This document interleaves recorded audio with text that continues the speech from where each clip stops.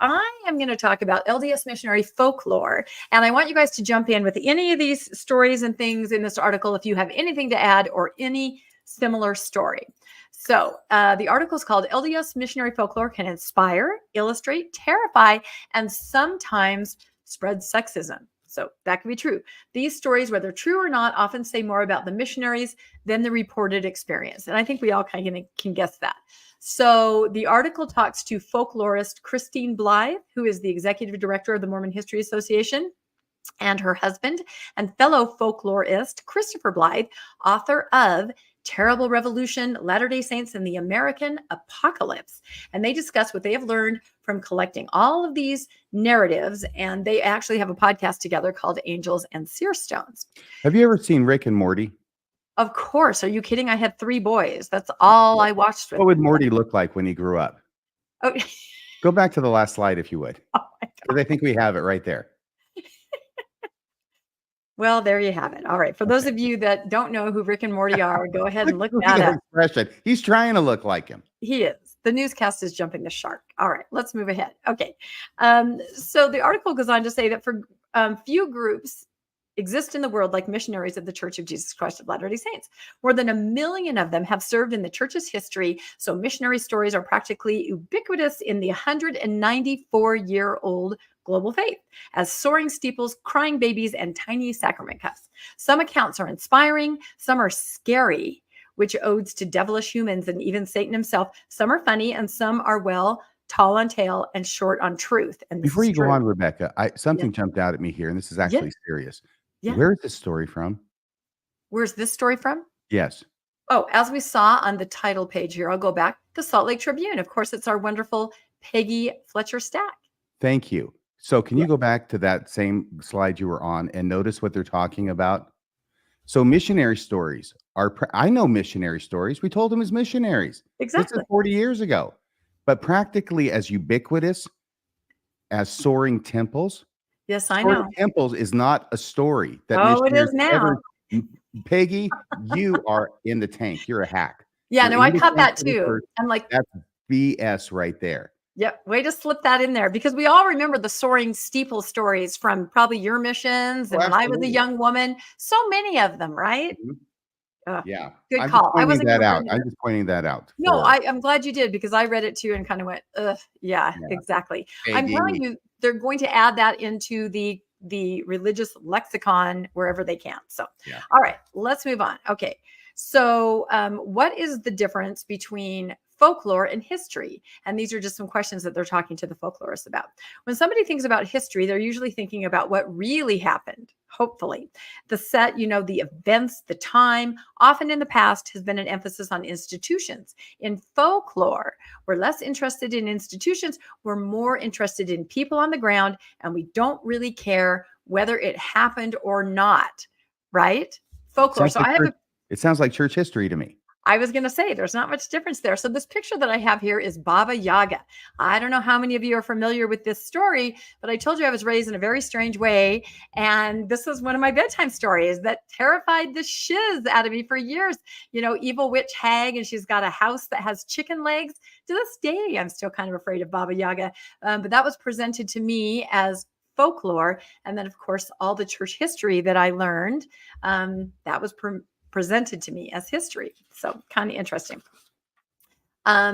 What value do missionary stories have? Both the real and the rumored? Because I think we would agree there are probably some of both, and it's kind of hard to tell. So a mission is a really special place here to have young people discovering their religion over time. They're immersed in their scriptures. They're immersed in talking about it. These stories tell us what they value, what they're concerned about, and what they love, what their hopes are. And sometimes rumor stories don't tell us what's really going on. They tell us what the internal life of young people are. So they express their hopes, their fears, their concerns, and those manifest themselves in these stories that seem to circulate everywhere.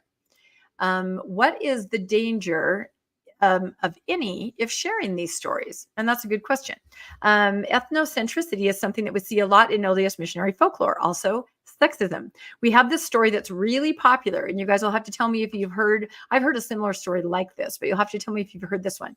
It's about sister missionaries in which they're out driving with the companion. The car breaks down. There's no gas station in sight. There's a bottle of water in the car, and they decide that the Lord can do miracles. So they say, let's pray over the bottle of water. It will turn into gasoline and we'll just go on their way. So they pour the water into the gas tank. And of course, it completely breaks down, totals the car. Now that's kind of humorous. And we have similar stories about elders who are driving vehicles. They make it from destination A to destination B. And when they arrive, they open up the car and the engine is missing from the vehicle. So the power of the priesthood was successful in getting them from point A to point B. But then we have the sister missionaries ignorant of, how bad it is to put water in a gas tank. And that's, more a cautionary tale, where the other story is one of priesthood power. Do you guys have any examples, or have you ever heard either of those stories before? Oh, sure. Absolutely. Absolutely. The one about the water in the tank. No. But I have heard the second one, but that involves sister missionaries, not elders, where they're teaching somebody and they come out and there's some rough guys around their car and looking really blah, blah, blah, yum. And they, scared to get in the car and then they drive off and you can imagine the shocked faces on these guys, because when they get to their apartment, for whatever reason, now there's got to be some reason that they open up the hood to check out what's going on, or they have the elders come over and the engine's missing because those bad guys back there had taken their engine out. Imagine the look on their face when these sister missionaries drove off in a car with no engine. Yeah, that's the version I heard. Yep. Have you heard anything like that, Bill? Yeah, I've heard those stories, but it would be quite a task for even 3 or 4 strong guys to take an engine out while they're standing around your car. So, and it doesn't matter. I know, it doesn't matter. But it's the point that Mormons and people in general, but Mormons, and Elder Holland, who will join us at the end of the show. Elder Holland, when he told his story about the brother who goes on a mission with the Doberman pincers, or maybe they were Rottweilers, or maybe they were German Shepherds, and that story had been told over and over. I mean, people eat it up when a whale of a tale. I forget what the gentleman's name was, but the general authority who gave a talk, he was a 70, and he told this story about the ship, and the story's just ridiculous. And you did an episode on it, and I had a little side help with that episode with you. And people are gullible, and we believe things. And anyway, I think we all can do better at not believing things that are absurd. And I've got to tell you, when I heard that story the first time, I don't know if I believed it, but I didn't disbelieve it. And I wasn't critical enough in my thinking, or willing enough to apply my critical thinking skills to a faith promoting story. Why would you do that? You're pulling the rug out from under yourself. You're cutting off the branch on which you're sitting. But of course, we pulled the engine out and we stuck it in our back pocket so you didn't see when you came out to your car. But it's one of those stories that gives you goosebumps. And when you're a missionary and you need those stories, you need to feel that there's a higher power, that's protecting you. Of course, you're going to, as you said, maybe not believe, but not completely disbelieve. There could be some truth to it. It makes you feel better. But the one about the sister missionaries who went up to the serial killer's house and knocked on the door. Yes. And behind them, yes, exactly. Yes, and they finally catch the guy and say, well, why didn't you kill these sister missionaries? Well, I would have, except for the two big, what was it? Lamanite warriors. I don't know if the guy would say Lamanite warriors. I'm trying to figure, what would a serial killer describe these angelic beings who look like angels? With pecs out to here. I would have said they're angels. Muscles. So I didn't dare mess with them. No. And not only that, you've heard that story, right? But how does that also play into sister missionaries and elders feeling like they have this kind of protection? Exactly. Yep. And they don't need to worry or use their normal faculties when they're dealing with complete strangers that they're walking up and knocking on their door, or advertising some gum and a message, and have somebody call and say, come on over and bring your gum and message. And they're only teenagers or young adults anyway. So I don't mean this rudely, but they're not using their full faculties anyway. When you're a 19, 18, 20, 21-year-old person, you just haven't had life experience enough that you're going to make mistakes that I'm not going to make and the two of you aren't going to make anymore. And that's already bad enough. The odds are already against you that you're, again, no offense, Matt, this is all of us at that age. Your naivete or your ignorance bites you in the ass a few times. And now you add to it belief in supernatural, where the supernatural never really happens. And now you're compounding a problem that your age has already started you off on the harder track. Yeah, that's true. And I think we covered that last week too, when RVM talked about heretic. It's the very same kind of thing. Yes. So, And I got to tell you really quick, this is just an example of it. I'm at the MTC. I'm in the Dan Jones building, whatever floor I was on.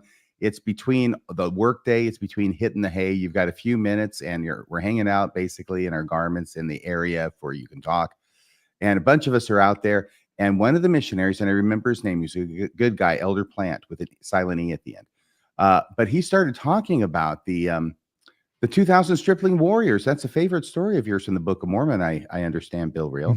I like it. He was talking about how cool it would be for all of the missionaries to be drafted or inducted or join up in the like World War II and just be walking, just walking through the battlefield with their helmets on and the strap loose and just. I don't think they had the cigar chomping in their mouth, but just with their machine guns, just boom, boom, boom, boom, boom, just shooting everybody. And of course, they're shooting back, but none of them can hit them because they're protected of God because they're Mormon missionaries. That won't go well, folks. If you won't go well. No, if you have all the faith in the world, you could have a bazillion mustard seeds worth of faith. And as many or more will die of you as science says will die of you. Like that's just what will happen. You will die on the battlefield. There's no way that thousands of you are walking out into gunfire and only a few of you are fainting from blood loss and nobody dies. Well, we had not only the 2000 stripling warriors at the time, which was 1979, November and December, but we also still knew that the stories that Paul H. Dunn told were true. Yep. Yeah, we're going to talk about that in a minute too. So, all right, let's continue on. Here we go. There's some kind of loud lawnmower outside of my house. So I'm going to talk really loud. I have no idea what that is. Somebody said, is that a vacuum cleaner? Not here at my house. Okay. How has globalization adapted and altered the stories? That is a good question. Missionary narratives are reaching well across the globe, and it doesn't matter whether someone served in Nevada or Japan or Africa. They're hearing the same stories. The same legend is making its way to those countries and back.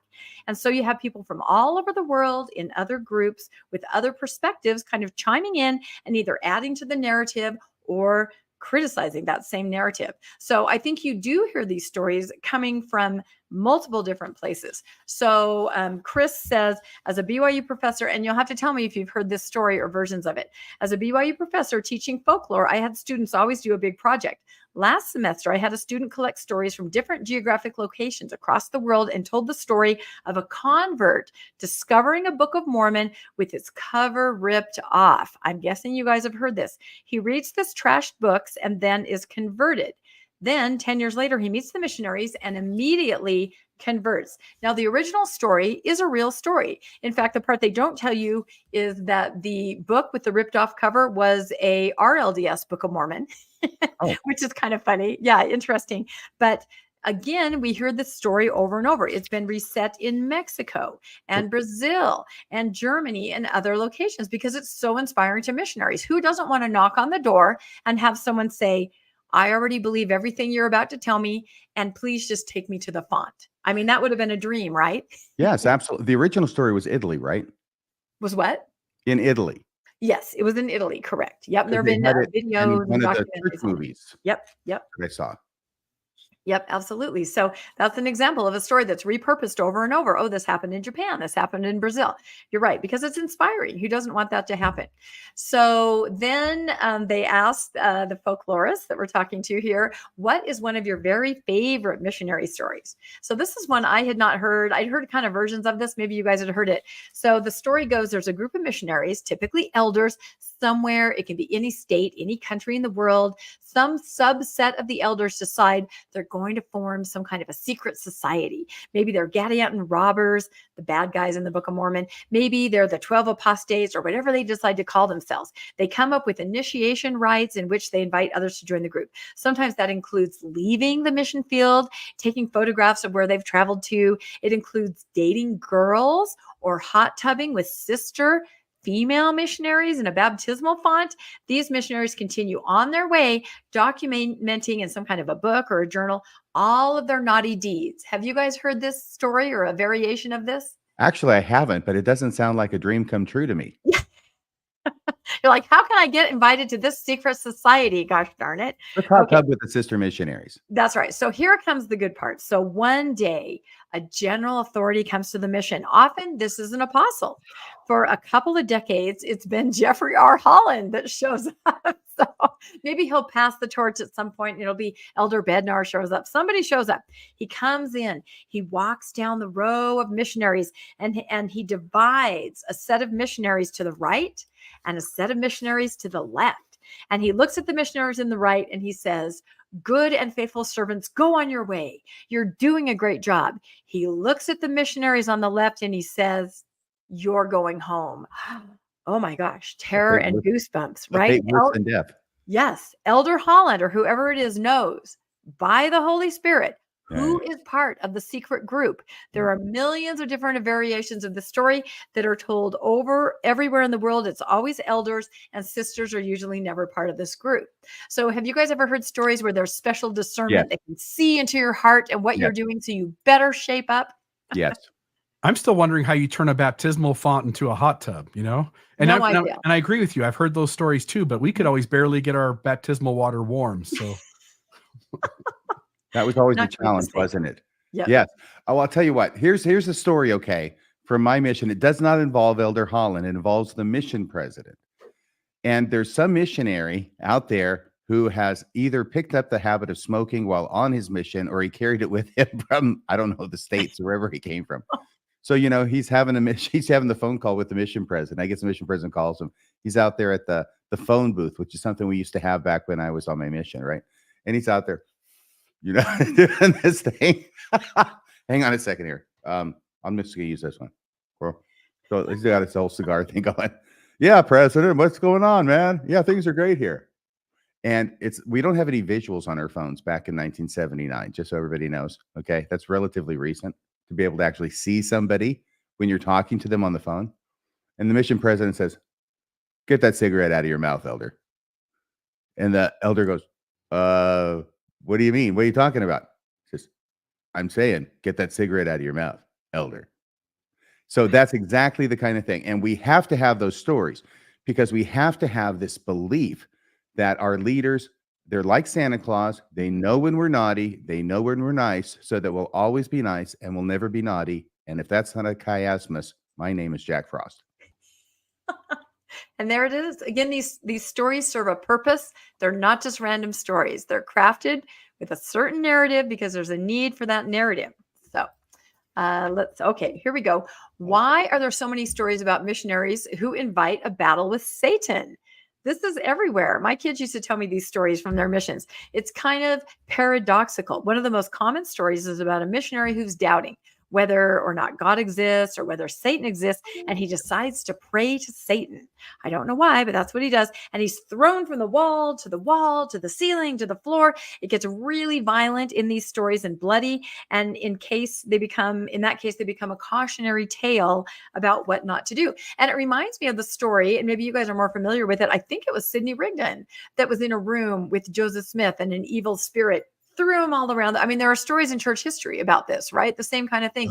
But in this case, I think it's before Sidney Rigdon gets there, but I'm forgetting. Yeah, that's what I mean. I can't quite remember, but It's somebody the first miracle in the church is the casting out of the casting out of it. Yeah, exactly. And again, it's somebody that's doubting or not in line, and they just get thrown around by a power. So I thought that was kind of interesting. Had you guys ever heard anything like that? I would look it up, except I inadvertently disconnected my keyboard. Yeah, don't look it up. We got my leg. No. We got to let the viewers do something. You guys. But I did hear this. Absolutely. We had a story just like this on my mission. Are you kidding? Yeah, absolutely. This is totally true. Yeah, missionary comes back. He's had a bad day, out tracting. Yeah. He goes into the bathroom because he wants this all to be private. He goes in there, rah, rah, rah. Satan, I don't believe in you. There's such a Satan, blah, blah, blah, blah, blah. Yeah. And then it all goes kind of quiet. And then after a while, they go in there and because they're wondering what's keeping the missionary so long in the bathroom. Well, he's not there anymore. He's gone. And all that's remained of him is this mass of bubbling flesh on the ceiling of the bathroom. And that's all they ever found of this missionary. Like There's- a little green globule on a Newell stool. Knight Like in a April drummer. 1830. Thank you. Yes, Dan. That's right. Dan Yes, Vogel says Newell Knight. That's right. Yeah, that's why I never look anything up. I know Dan Vogel's there, and I know that he'll do it. So.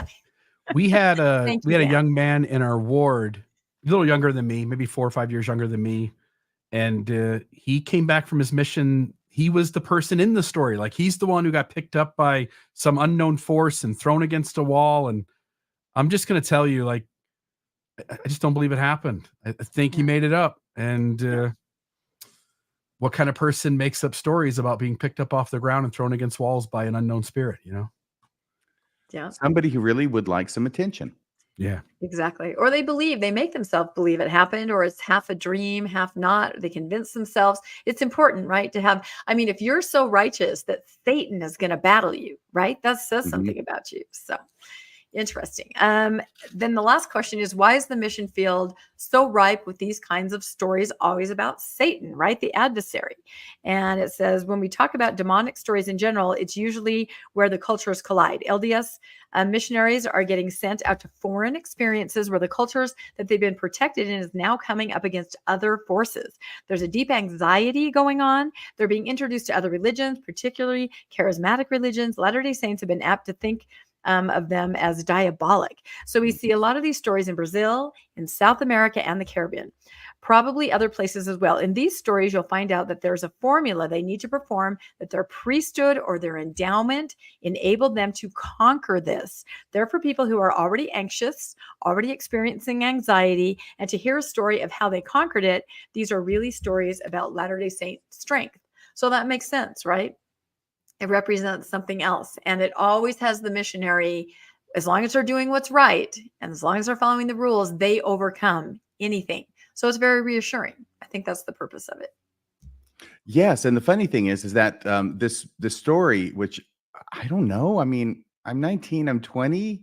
I'm not hearing it from anybody who is actually there, but they sure sound like they know what they're talking about. And I don't know. I believe it. But the funny thing is that then you read about or hear about the early missionaries, 1837 to England. And I hadn't expected to talk about this. Was it Heber C. Kimball, who claims to see a vision of the hordes of the adversary marching across the wall of the room that they were in, like it's almost like a motion picture. Of course, they didn't have those, but it's being portrayed and seeing all these evil forces and snarling and everything. And I looked at that and thought, wow, this missionary story could be true, because look, it really happened in England.